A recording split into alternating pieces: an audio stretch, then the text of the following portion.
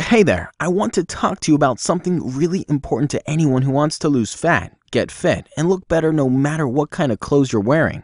As a professional personal trainer, my job is to help my clients have better fat-burning workouts. However, the number one thing that influences fat loss is your diet.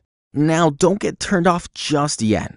I'm not here to put you on a diet. In fact, diets don't work. They just plainly do not work. The reason for that is because most diets are too strict and require too much caloric restrictions, and that's a recipe for failure. But I'm going to show you a better way to modify your eating habits where you can still eat foods that you like and you don't have to cut or count calories. So let's take a look at this timeline. Let's assume that this is your average day. Say that you wake up around 6 a.m. and that you go to sleep at 11 p.m.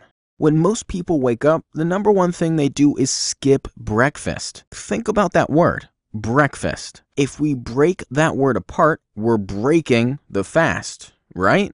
So when you don't eat breakfast in the morning, you're really suppressing your metabolism and letting your body stay in a fasted state. If you don't know what the metabolism is, it's your body's ability to burn fat at rest. So think about that.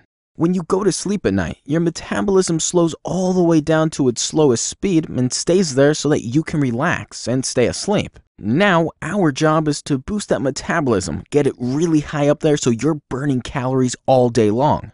Now, how do you think we can do that? Let's look at the timeline we drew again.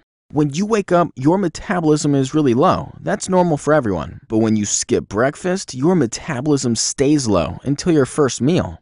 Let's assume that sometime between breakfast and lunch, you finally had a little snack. Now, your metabolism will begin to go up. Frankly, it doesn't matter what you eat. Even if it was a slice of pizza for your mid-morning snack, your metabolism will go up. However, the big problem with that is that you will also be taking in junk calories such as excess fat and simple carbs, which your body will convert into fat. Imagine your metabolism as a kindling of a fire, just a tiny little flame.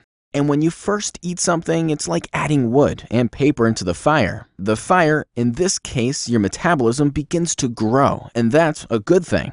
Here's the weird thing. No matter what you eat, your metabolism is going to increase. The problem is that most people don't really eat the right things, and that's what our job is, to teach you what to eat and when to eat them so you never have to worry about your diet. In fact, we focus on creating meal plans based on the types of foods you like and already eat. Each time you eat, your metabolism goes up for about a couple of hours, and then one of two things happen next. One, it will either come crashing down if you had food that was processed, high in carbs or sugar, and that's why most people get their after-lunch sleepy crash. Or two, it will slowly creep back down, ideally just in time for you to eat something healthy again to boost it right back up. And that's the secret to maintaining a high metabolism all day long. Eating smaller portions of healthy versions of the foods that you already like more often throughout the day. By doing this, you're going to maintain a higher metabolism all day long, without the dreaded crash. But if you stick to only eating 2 meals a day like most Americans, then you're really causing two problems for yourself. First, you're telling your body to store more of what you're eating as fat by making it think there's a famine or food shortage. Plus, by only eating once or twice a day, you're forcing your metabolism to get slow and stay slow. And that's never a good thing when you want to burn more fat. Here's proof that eating healthier foods in smaller portions more frequently helps keep you lean and tone. Think about what animals do all day long in the wild. They're either chasing or being chased, right? That's the equivalent to your workouts. And other animals graze, smaller amounts of food all day long. Think about this. Have you ever seen an overweight zebra, giraffe, or gazelle? That's because they're grazing all day long and they're active, just like you will be when you join my fitness training program. Now, let me explain something to you here and now. I'm not going to take away your tasty carbs and fat, but I am going to manipulate where they fall in your daily eating schedule. There's nothing wrong with eating carbs as long as you're eating your carbs earlier in the day. The problem is when we eat carbs later into the evening. Guess what happens? Your body looks at carbohydrates like bread, pasta, sugars, and potatoes as energy. And if you don't use it as energy, then it gets stored as fat. That's the last thing you want, right? So if you're eating carbs late into the day, I'm guessing you're probably not going to go to the gym and work out at 11 p.m., right?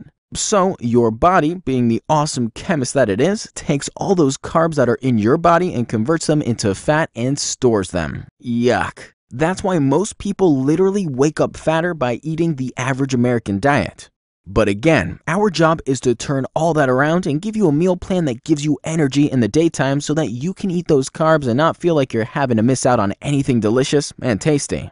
I hope that made sense to you, and I hope you understand why it's so important for us to help you structure a better daily meal plan in addition to the awesome workouts that we deliver. If you have any questions at all, you can just click the link down below and check out my website where I have a free fat loss report waiting for you. Thanks for watching.